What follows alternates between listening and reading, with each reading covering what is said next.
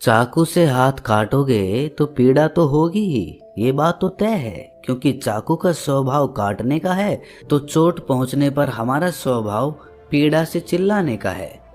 अब आप इसे चाहे कैसे भी समझें, लेकिन कुछ विधि के विधान होते हैं, नियम होते हैं, और उन्हीं नियमों के अनुसार ये दुनिया चलती है।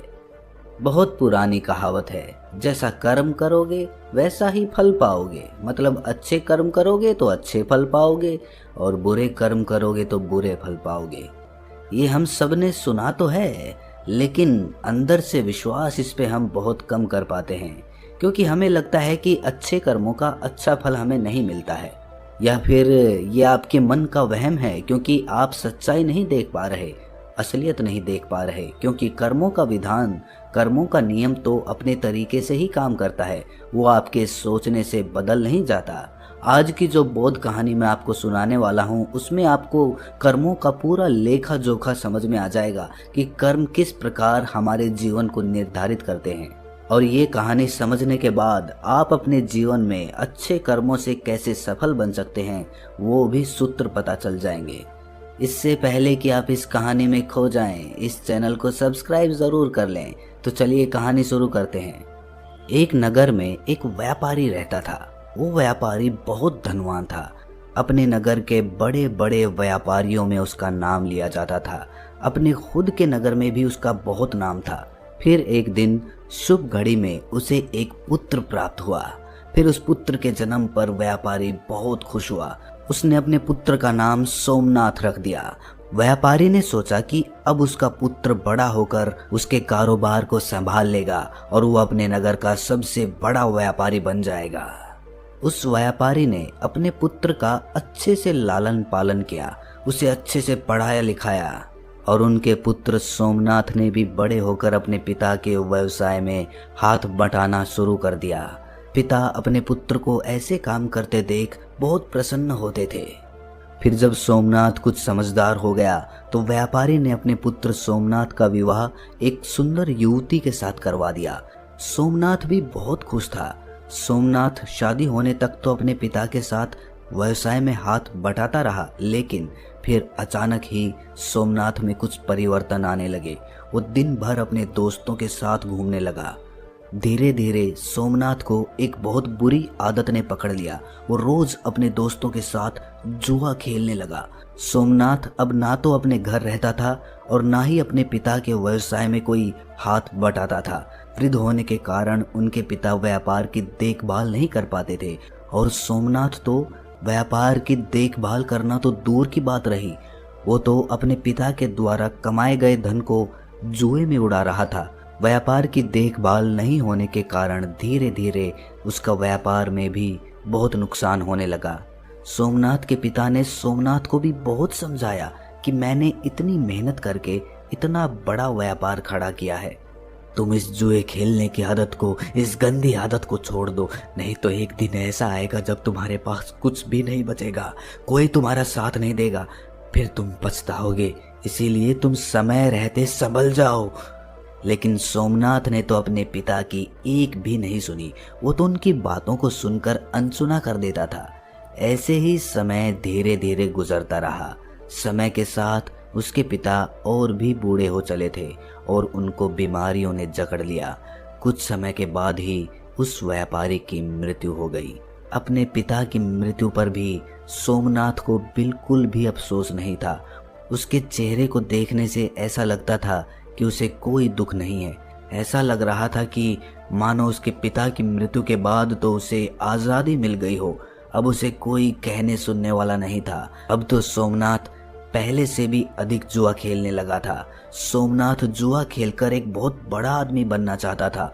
वो एक दिन में ही जुए में हारी गई रकम को जीतकर एक बड़ा आदमी बनना चाहता था, जिसके कारण अब वो जुए में बड़े बड़े दांव पेच लगाने लगा था। सोमनाथ की माँ ने सोमनाथ को बहुत समझाया कि बेटा, तुमने बहुत सारा धन गंवा दिया है, अब जो थोड़ा बहुत धन बचा है उसे भी लुटाने पर क्यों लगे हुए हो। लेकिन वो कहते हैं ना कि जब नाश मनुष्य पर छाता है तो पहले विवेक मर जाता है, यानी कि बुद्धि मर जाती है। सोमनाथ अपनी माँ की बात एक कान से सुनता था तो दूसरे कान से निकाल देता था। उसे किसी बात का कोई फर्क नहीं पड़ता था। सोमनाथ अब बस दिन रात जुआ खेलने में व्यस्त रहता था। सोमनाथ के पास कोई कुबेर का खजाना तो था नहीं जो कभी खत्म ही नहीं होता। धीरे धीरे सोमनाथ का सारा खजाना खत्म होने लगा। फिर एक दिन ऐसा आ गया जब सोमनाथ के पास कुछ भी नहीं बचा था। जुआ खेलने में उसने सारा धन खत्म कर दिया था। वो अपना सब कुछ गंवा चुका था। जब सोमनाथ की माँ को ये बात पता चली कि उसका बेटा जुए में सब कुछ हार चुका है तो उसकी माँ की मृत्यु हो गई। उसकी माँ को बहुत बुरा आघात लगा जिससे उसकी हृदय गति रुक गई। लेकिन सोमनाथ को तो अपनी माँ की मृत्यु पर भी कोई अफसोस नहीं था। उसे किसी भी बात से कोई फर्क ही नहीं पड़ता था। ऐसा लगता था जैसे उसकी संवेदना खत्म हो चुकी थी। उसके लिए कोई जिए या कोई मरे, वो तो दिन भर जुआ ही खेलता रहता था। सोमनाथ तो व्यापारी का बेटा था ही तो उसे कर्ज लेने में कोई दिक्कत नहीं आई। लेकिन सोमनाथ ने वो धन भी जुए में खत्म कर दिया। जुआ एक ऐसी लत है जो आपको एक जीतने की उम्मीद देती है लेकिन आप जीत कभी नहीं पाते। अब सोमनाथ के ऊपर बहुत सारा कर्ज हो चुका था। उसके घर में 2 वक्त का खाना खाने जितना भी धन नहीं बचा था। अब तो सोमनाथ की हालत बहुत बुरी हो गई थी। अब उसके पास ना तो खाना खाने के लिए धन बचा था और ना ही कपड़े पहनने के लिए धन बचा था। वो बिल्कुल कंगाल हो चुका था। अब पूरे नगर में सबको पता चल चुका था कि सोमनाथ कंगाल हो चुका है, उसके पास कुछ भी नहीं है। जब सोमनाथ किसी से मदद मांगने जाता तो उसे सब मना कर देते। एक समय वो भी था जब उसके परिवार का नाम नगर के बड़े बड़े व्यापारियों में लिया जाता था। लेकिन सोमनाथ की इस गंदी आदत के कारण उसने अपना सब कुछ गंवा दिया था। अब कोई भी उसकी मदद नहीं करता था। लोग उसी मनुष्य की इज्जत करते हैं जो मेहनत से कमाता है और अपने जीवन में एक कामयाब इंसान बनकर दुनिया के सामने एक उदाहरण पेश करता है। जब सोमनाथ के ससुर को ये बात पता चली कि उसका दामाद कंगाल हो चुका है तो वो अपनी पुत्री की चिंता करते हुए तुरंत ही अपनी पुत्री से मिलने पहुंच गया। उसने वहां जाकर देखा कि उसकी पुत्री तो बहुत दुखी है। उसकी पुत्री ने फटे पुराने कपड़े पहने हुए थे। भूख के कारण उसका गुलाब सा चेहरा मुरझा चुका था। अपनी बेटी की ऐसी हालत देखकर उनको सोमनाथ पर बहुत गुस्सा आया। उसने अपनी बेटी को अपने साथ घर ले जाने का निश्चय कर लिया था। उसने ना ही सोमनाथ को कुछ कहा और ना ही कुछ सुना। अपनी पुत्री को लेकर अपने घर चल दिए। जब सोमनाथ अपने घर पहुंचता है तो उसे पता चलता है कि उसकी पत्नी को तो उसके ससुर जी अपने साथ ले गए हैं। ये देखकर सोमनाथ बहुत दुखी होता है। अब वो बिल्कुल ही अकेला पड़ चुका था। अब ना तो उसके पास पैसा था, ना पत्नी थी और ना ही उसके माता पिता थे। सब लोग उसे अकेला छोड़कर जा चुके थे। अब सोमनाथ को अपने पिता की हर वो बात याद आने लगी जो उसके पिता ने उसे समझाई थी। उसकी ऐसी हालत का जिम्मेदार वो स्वयं था। वो अचानक अपने आप से ही बातें करने लगा। उसने कहा कि एक दिन ऐसा था जब मेरी गिनती नगर के बड़े बड़े व्यापारियों में होती थी और आज मेरे पास खाने के लिए खाना तक नहीं है। अब मैं मेहनत करूँगा और अपना खुद का व्यापार फिर से खड़ा करूँगा। ये सोचकर सोमनाथ अपने ससुर से मिलने के लिए चला जाता है ताकि वो उनसे कुछ धन उधार लेकर अपना व्यापार फिर से शुरू कर सके। सुबह होते ही वो अपने ससुर से मिलने के लिए निकल पड़ता है। ससुराल पहुंचकर वो अपनी हालत को देखकर रोने लगता है। अपने फटे पुराने कपड़ों को देखकर वो सोचता है कि वो अपने ससुराल में ऐसे फटे पुराने कपड़ों में तो नहीं जा सकता। मैं साफ सुथरे कपड़े पहनकर ही अपने ससुर से मिलने जाऊंगा और अगर वो फटे पुराने कपड़ों में ससुराल जाएगा तो उसकी बची खुची इज्जत भी खत्म हो जाएगी।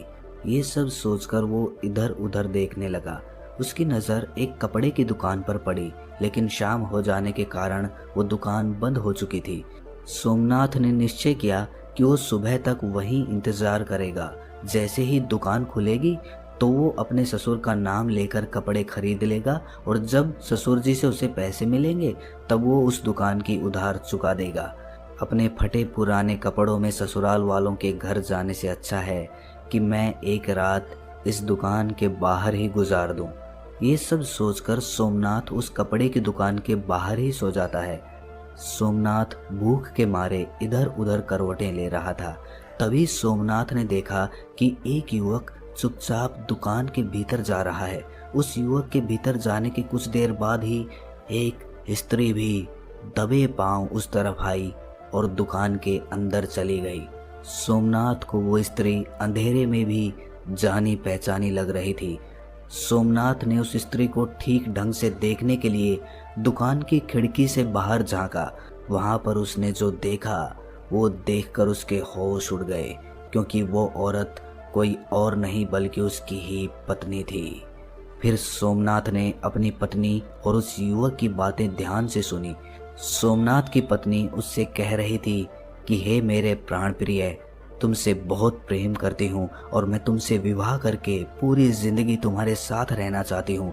मैंने आज तुम्हें यहाँ एक राज की बात बताने के लिए बुलाया है ताकि हम विवाह करने के बाद आराम से रह सकें। हमारे पास किसी भी चीज़ की कोई कमी ना हो। उस युवक ने बड़ी ही उत्सुकता के साथ पूछा कि कौन सा राज, तुम किस राज की बात कर रही हो? फिर सोमनाथ की पत्नी ने उस युवक से कहा कि मेरे ससुर जी बहुत धनी व्यापारी थे। उन्होंने अपने जीवन में बहुत ही कठिन परिश्रम किया था और खूब सारा धन कमाया था, और उन्होंने 4 घड़े सोने के सिक्कों से भरवाकर मकान के चारों कोनों में गड़वा दिए थे। ये काम उन्होंने इसलिए किया था ताकि बुरे समय में उस धन का उपयोग किया जा सके। उन्होंने अपने जुआरी बेटे को इस धन के बारे में कभी नहीं बताया, क्योंकि उनको डर था कि कहीं उनका जुआरी बेटा उस धन को भी जुए में ना उड़ा दे। फिर सोमनाथ की पत्नी ने उस युवक से कहा कि तुम जल्दी से मेरे ससुराल जाओ और मेरे मूर्ख पति से वो मकान खरीद लो। वो मकान तुम्हें आसानी से दे देगा, क्योंकि उसने अपनी सारी जमा पूंजी तो जुए में ही हार दी है। फिर तुम उस मकान के चारों कोनों की खुदाई करना और उन चारों घड़ों को अपने कब्जे में कर लेना, जिसके बाद हमें कभी भी धन कमाने की आवश्यकता नहीं पड़ेगी और फिर हम पूरा जीवन खुशी से रहेंगे।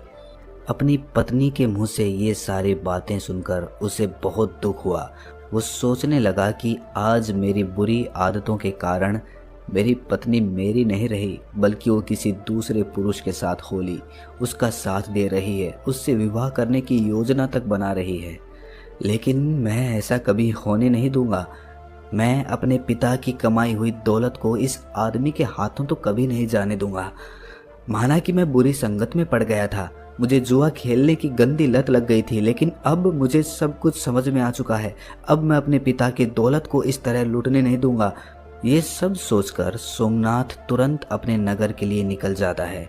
सुबह होते होते वो अपने घर पहुंच जाता है। घर पहुंचकर वो बिना कोई समय गंवाए अपने घर के चारों कोनों की खुदाई करना शुरू कर देता है। खुदाई करने के थोड़ी ही देर बाद उसे वो चारों घड़े मिल जाते हैं। फिर वो उन चारों घड़ों से सोने के सिक्कों को निकाल लेता है और उन घड़ों में कोयला भरकर वापस उसी जगह पर रख देता है। इसके बाद सोमनाथ अपनी पत्नी के प्रेमी का इंतजार करने लगता है। कुछ दिनों के बाद उसकी पत्नी का प्रेमी उसके घर पर आता है।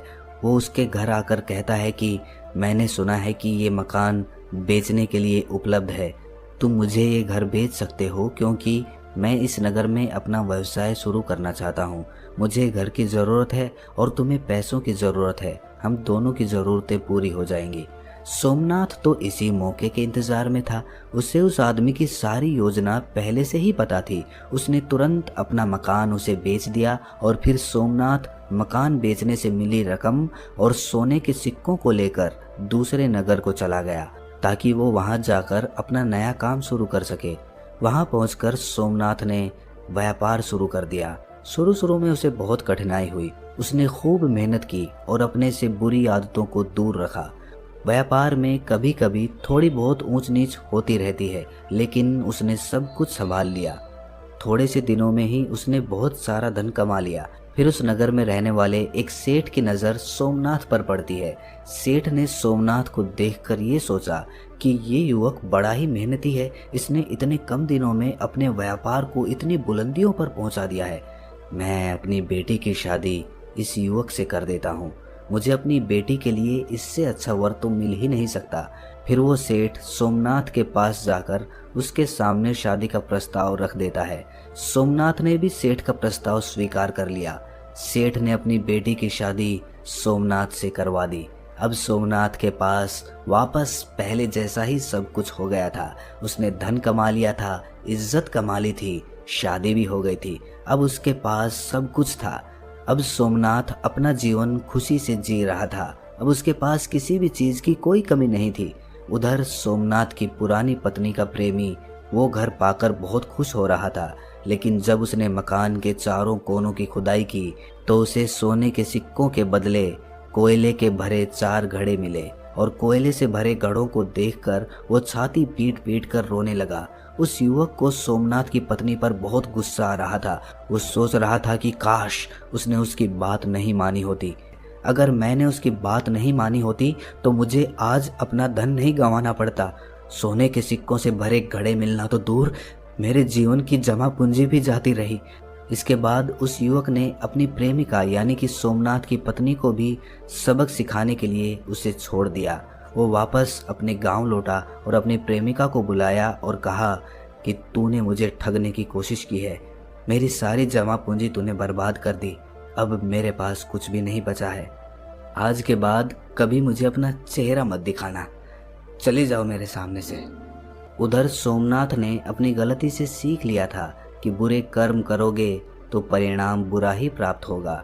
इस कहानी की सीख पर अगर हम गौर करें तो शुरुआत में सोमनाथ जुए का लती था, जुए का आदी था, तो उसके पास कुछ भी नहीं बचा था। वो सड़क पर आ गया था। उसकी पत्नी ने भी उसे छोड़ दिया था। ये उसके कर्म का ही परिणाम था। अगर वो अपने व्यापार को अच्छे से करता तो शायद उसे वो दिन देखने नहीं पड़ते। खैर, जैसे तैसे सोमनाथ को अपनी गलती का एहसास हुआ और उसने अपना जीवन बदल लिया। इससे हमें ये पता चलता है कि हमने चाहे जीवन में कितने भी बुरे कर्म किए हों, लेकिन हम कभी भी नई शुरुआत कर सकते हैं। अच्छे कर्म करने के लिए कोई भी समय नहीं होता, या यूं कहें कि हर समय अनुकूल होता है। और दूसरी तरफ हमें ये भी सीख मिलती है कि अगर हम बुरे समय में अपनों का साथ छोड़ दें, उन्हें धोखा दें, तो उनका भी बहुत बुरा परिणाम होता है। जैसे कि सोमनाथ की पत्नी ने उसे धोखा दिया, लेकिन इस धोखे के कारण उसने अपना सब कुछ गंवा दिया, यहाँ तक कि अपनी इज्जत तक गंवानी पड़ गई। अगर सोमनाथ की पत्नी केवल उसकी बुरी लत की वजह से उससे दूर चली गई थी तो वहाँ तक भी उसने कुछ गलत नहीं किया था, क्योंकि इसकी वजह खुद सोमनाथ था। लेकिन अपने प्रेमी के साथ मिलकर अपने पति को ही छलने की योजना बनाना उसे बहुत महंगा पड़ा। तो दोस्तों, कैसी लगी ये कहानी आपको कमेंट सेक्शन में ज़रूर बताना, और अच्छी लगी हो तो इस चैनल को सब्सक्राइब ज़रूर कर देना। तो मिलते हैं अगली किसी कहानी में, तब तक के लिए अपना ख्याल रखें।